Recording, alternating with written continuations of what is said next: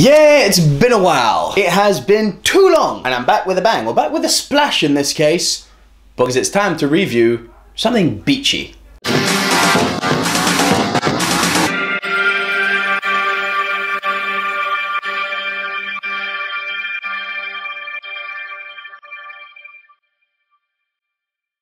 Oh, it feels good to be back, guys, and much like the cast of this movie, I've obviously been at the beach, got a bit of a suntan, although I'm still a pasty motherfucker, and I'm here to review Baywatch for you today. I actually enjoyed this movie. I'm just gonna go out off the bat and say this is a movie that I think is worth your time.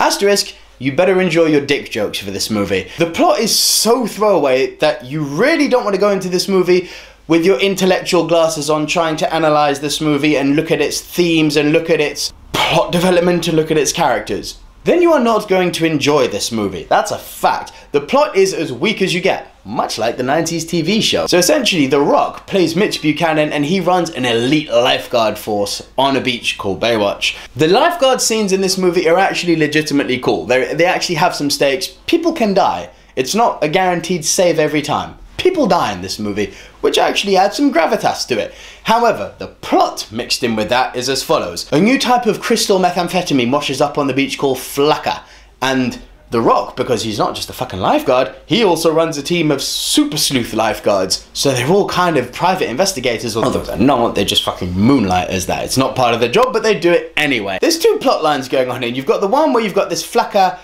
crystal meth that's washing up on the beach, and it's directly related to this evil woman who's buying the property all along the beach and big evil scheme coming up, wants to make the beach private. My attitude is kind of like, so the drug plot in this movie is so weak that they almost forget it halfway through. It's like, yeah, we know that she's probably getting her money by doing these drugs, but the whole reason for doing it is to buy property so she can make the beach private. I'm really bracing you guys.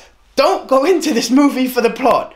Just go into it for the chemistry between Zac Efron and The Rock. Which brings me to the second point. With the stupid drug property thing going on the side, The Rock is actually recruiting some new recruits for the Baywatch team. And this is where the fun kicks in, the recruitment. Because Baywatch is very self-aware. It knows what it is. It knows it's based on a 90s bad, cheesy series.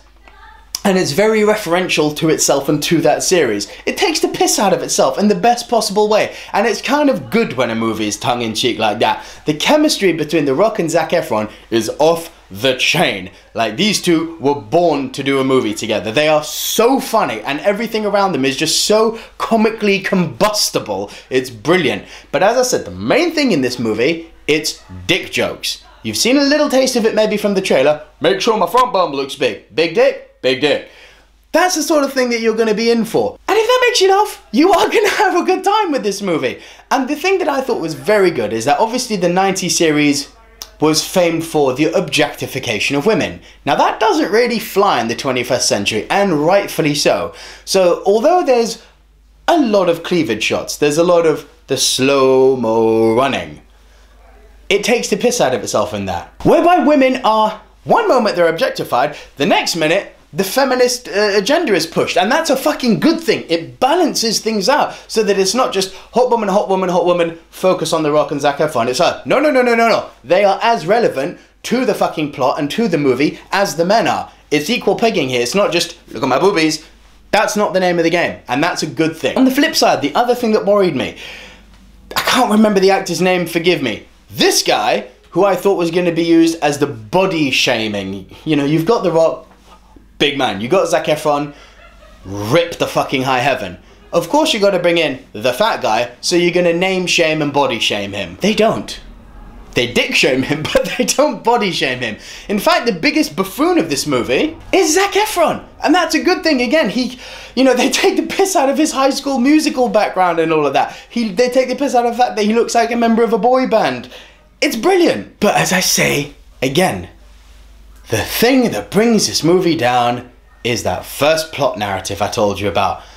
Jesus fucking Christ, the fact that the big evil in this movie is trying to buy up the beach and make it private, you really are left feeling, as I said, so fucking what? In conclusion, guys, I'm giving Baywatch a 6 out of 10. I wasn't expecting much. Go in with low expectations and appreciate the dick jokes if that's your cup of tea. If you don't like dick jokes, maybe knock a 1 off of this score and go for a 5 out of 10. But I'm going for 6. The chemistry between the characters is brilliant. I love the fact that they balance pushing the feminist agenda and actually objectifying women without ever making the two of them offensive, which is brilliant. They don't body shame the people you expect to be body shamed. The ensemble cast is strong. The plot is as weak as the 90s series, but at the end of the day, it's based on the 90s series. You gotta ask yourself, what were you expecting if not this? So, the same way as I would probably review Baywatch from the 1990s, no higher than a 6 on a good day, most of the time it wouldn't get close to that, Baywatch, the movie, is meriting a 6. It's got some fun set pieces. Do you know what it is? It's Fast and the Furious on the beach. It's Beach and the Furious. It's that sort of stupid, mindless action, but in this case, it's stupid, mindless dick comedy.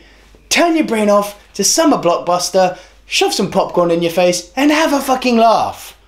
Enjoy it. So over to you guys, I want to hear what you had to say. I know this film's getting slated a bit, and it might surprise you that I'm giving it such a high score as a 6. I enjoyed it, but I want to know what you guys think. So please leave your thoughts in your comments below. Please give this video a thumbs up and be sure to hit that subscribe button. I apologize, I've been away for so long. I am back on track. You will be getting your movie reviews multiple times throughout the week now. So guys, Silver Screen Dudes are back. Hit subscribe, keep following, and glad to have you back guys. For the next time, see ya.